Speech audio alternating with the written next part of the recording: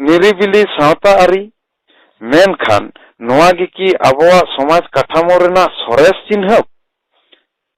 और नोआ बखराते चेत को भावितेदा तेहेरेन माझी मापाजी पारगाना और दिसुए को एकविंशो शताब्दी रे तिंगु काते बहुत तुल काते बन लई किया तो सोशियोलॉजिकल डेवलपमेंट हुई कना और तेहें साहे रेना कथा उहर लेखान गे भावना गे अटकारवा संताड़ी साहे मोचा मोचाते लई रेदो अडी किसेड़ाकान मेनते गे मोनेआ मेनखान वास्तव रे सारिगी की किसेड़ाकाना साहे रेना जुदीन सनाम पहाटा काटी तुले जोखा काते बोन नेला तबे खान बाड़ाय ᱧᱟᱢᱚᱜᱼᱟ संताड़ी साहे रेना दोसा दो ओका लेका मेना आकादा और नोआ रेना मारांग अजे दो हुयुक कनाय सरकार पठुआ और पब्लिशर अनलिया को दो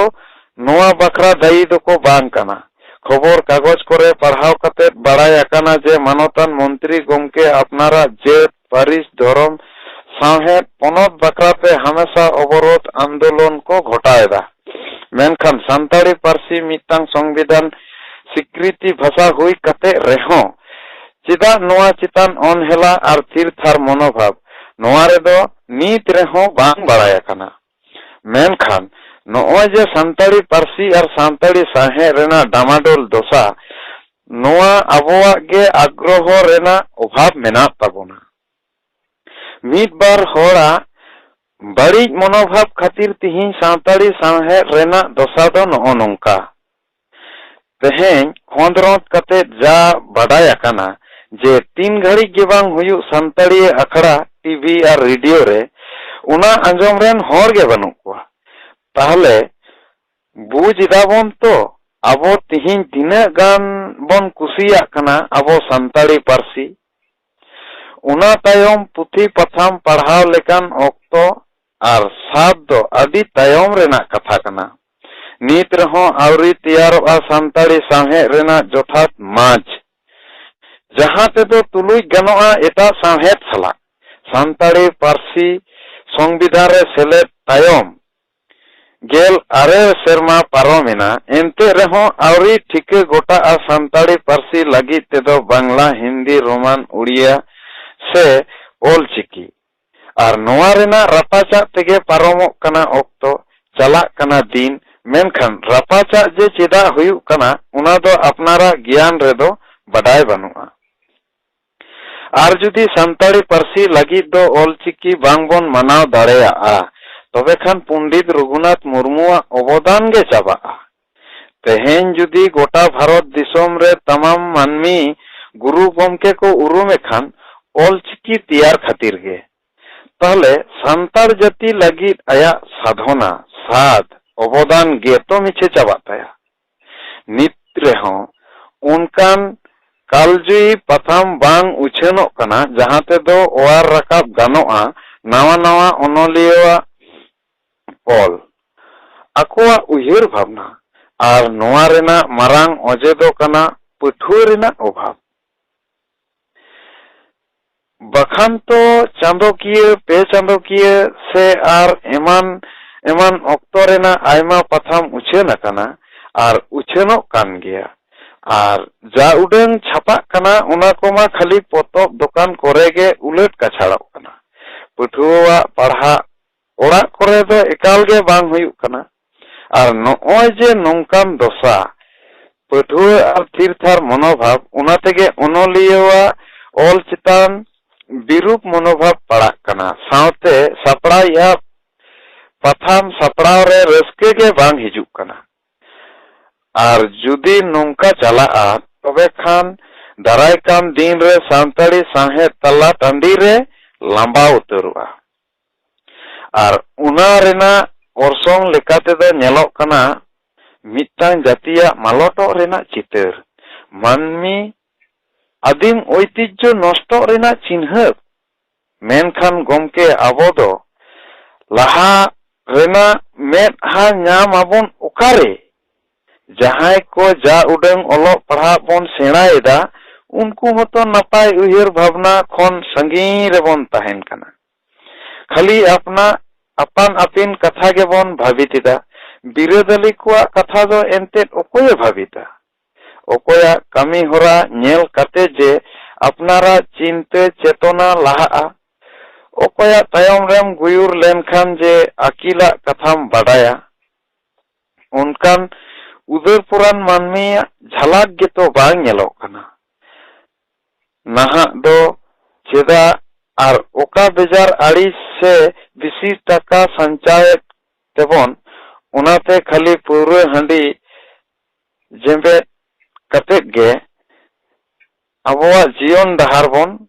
नसाव काक कना धरम रे पूरे हंडी